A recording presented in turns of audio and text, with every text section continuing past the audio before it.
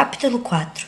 Afeições desordenadas. O livro de oração comum contém coletas, orações curtas que abarcam ideias reunidas ou coletadas da leitura daquele dia. Esta é a do 5º domingo da Quaresma. Onipotente Deus, somente Tu podes pôr em ordem a vontade e as afeições desordenadas dos pecadores. Concede ao teu povo a graça de amar o que ordenas e desejar o que prometes, para que, em meio às inconstâncias do mundo, nossos corações permaneçam firmes naquele lugar onde se encontra a verdadeira alegria. Por nosso Senhor Jesus Cristo, que vive e reina contigo e com o Espírito Santo, um só Deus, agora e sempre.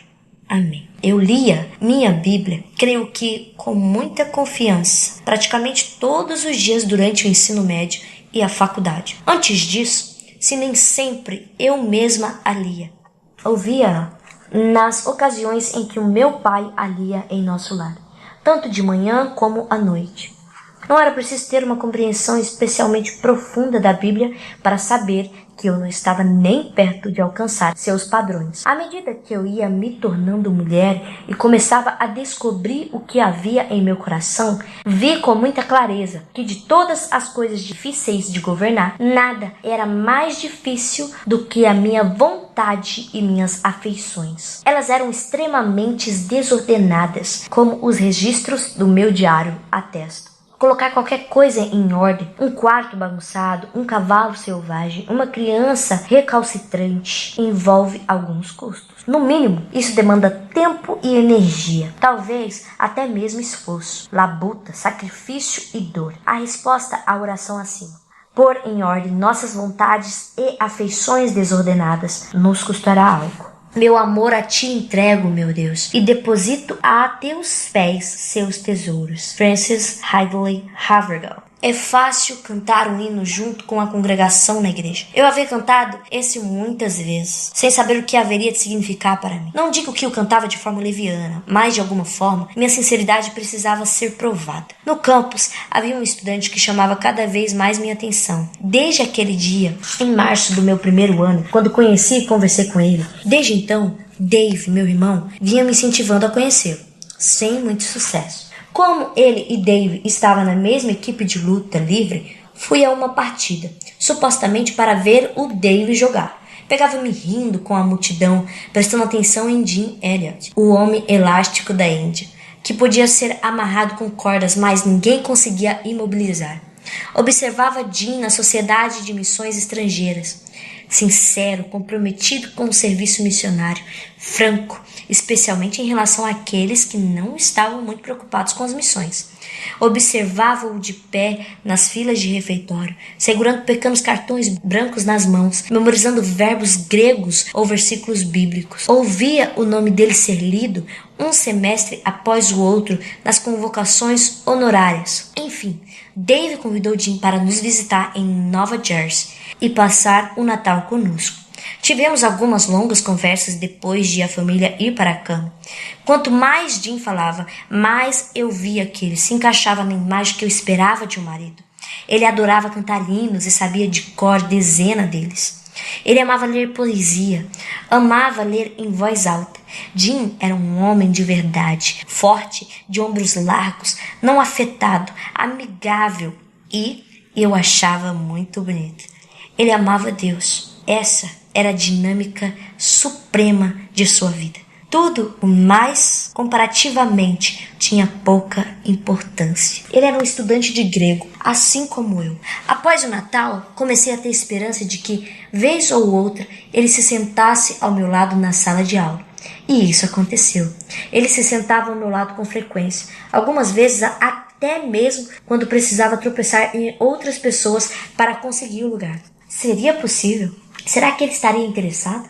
Minhas esperanças aumentaram, porém, muito timidamente.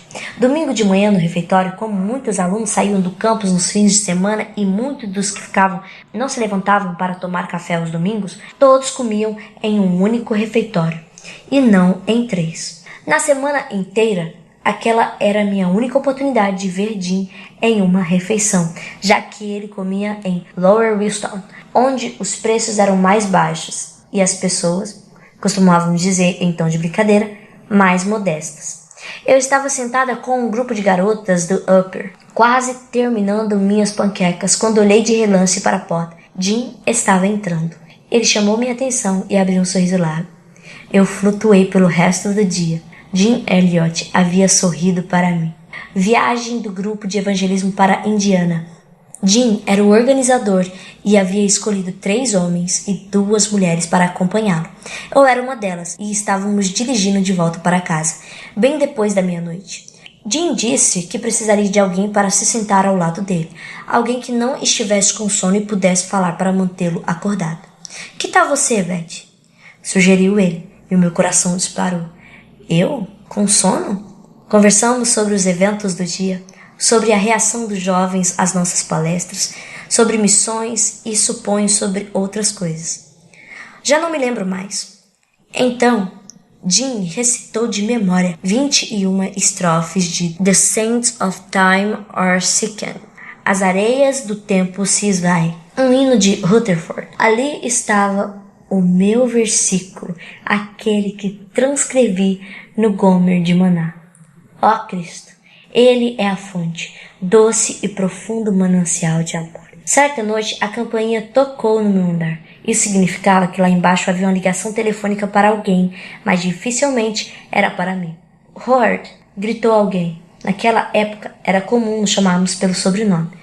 Corri até o saguão e peguei o telefone. Beth? É o Jim. Que tal sairmos para tomar coca no Stub? Gostaria de falar com você. Claro, agora? Chego logo. Sentamos em uma cabine no Stub, o apelido do centro de recreação estudantil. Jim fez o pedido e então abriu sua Bíblia. Esqueci a referência, mas lembro da conversa. Era sobre minha hesitação. Jim me repreendeu como uma irmã em Cristo e me estimulou a ser mais aberta, mais amigável. Cristo poderia tornar-me mais livre se eu assim permitisse. Senti-me um pouco magoada, mas fiquei feliz em ver a franqueza de Jim. Feliz porque ele se importava comigo a ponto de me falar a verdade com toda a sinceridade. Marquei outro item da minha lista. Esse era o tipo de homem que eu procurava. Enquanto eu pedia ao Senhor que me conduzisse a algum tipo específico de serviço cristão, descobri que um grupo de alunos ia regularmente a Chicago, aos domingos, para falar de Cristo às pessoas nas estações de trem. O que poderia ser mais intimidador que isso? Ao me lembrar das admoestações de Jim no Stub, decidi não me deixar intimidar. Faça aquilo que você teme, disse a mim mesmo. Na tarde do domingo seguinte, quando cheguei à estação Wagon para pegar o trem para Chicago, quem estava lá, andando para cima e para baixo na plataforma, sob um forte vento? Era Jim Elliot, de casaco balançando ao vento, chapéu fedora em um ângulo jovial na parte de trás da cabeça, com uma Bíblia enorme debaixo do braço. Essa não.